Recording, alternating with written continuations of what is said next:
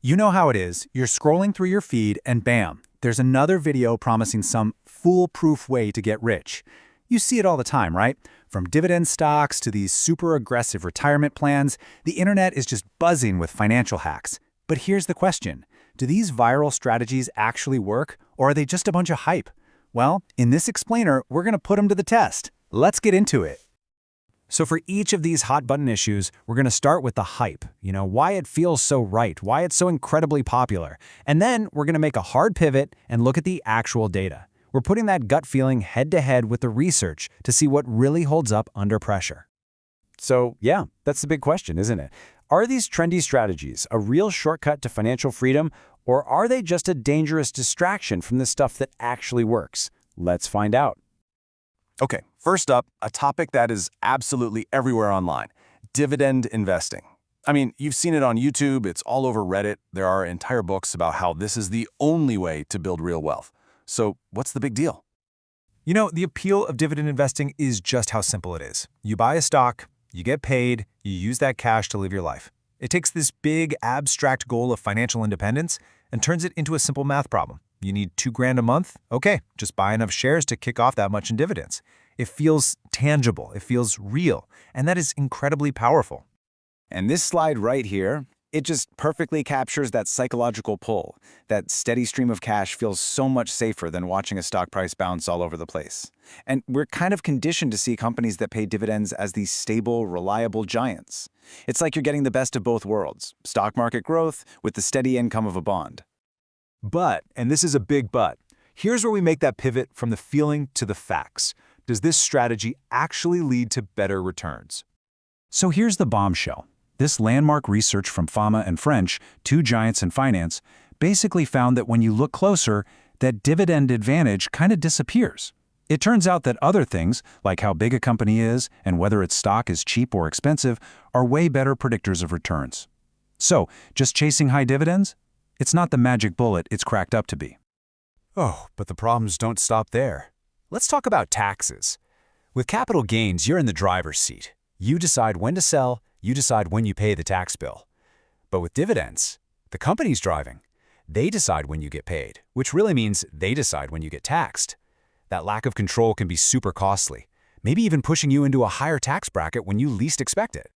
And this is just a fundamental rule of smart financial planning.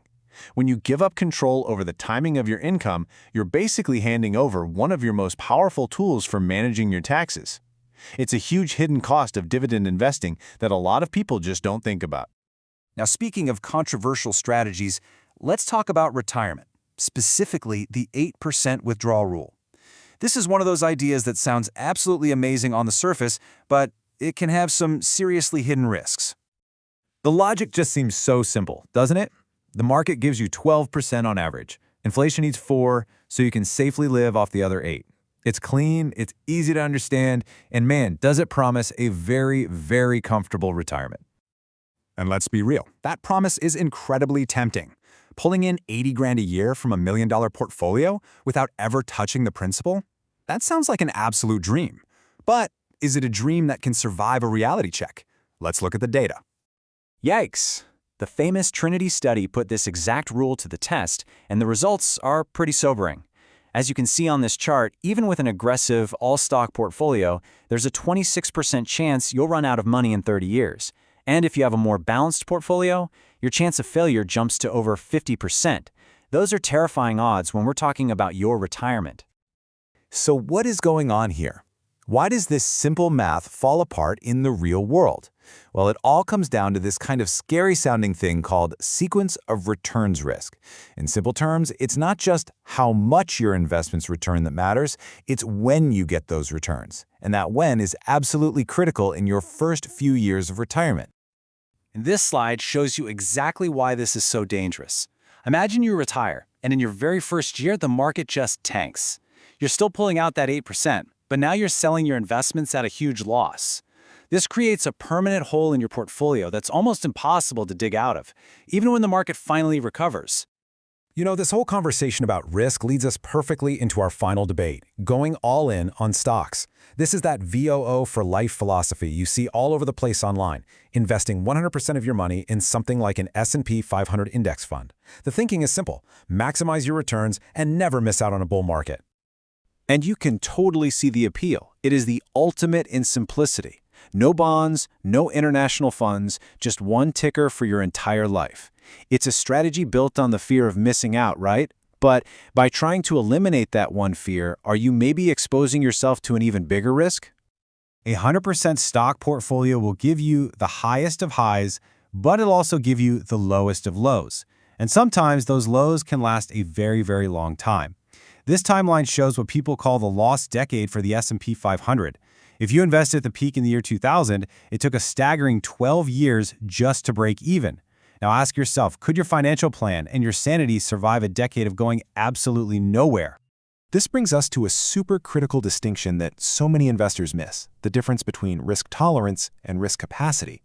See, risk tolerance is all about your feelings. It's your ability to sleep at night when the market is crashing. But risk capacity, that's about the cold, hard math. It's whether you can actually afford to lose money without completely derailing your financial goals. You might have a high tolerance for risk, but a really low capacity for it. And that leads to this really important question. If you've worked hard and you've built enough wealth for financial independence, you've already won. You've won the game. So why would you keep playing on the hardest difficulty setting? The goals should probably shift from just pure growth to making sure you preserve what you've built.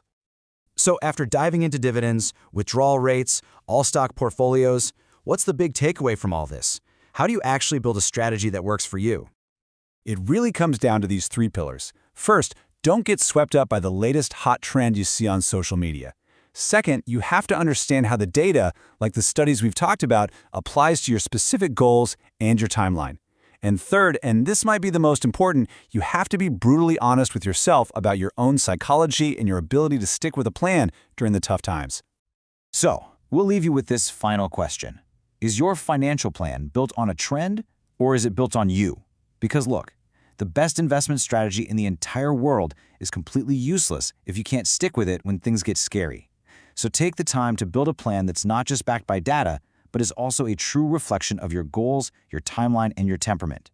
Because in the end, the most important factor in your financial success, it isn't the market, it's you.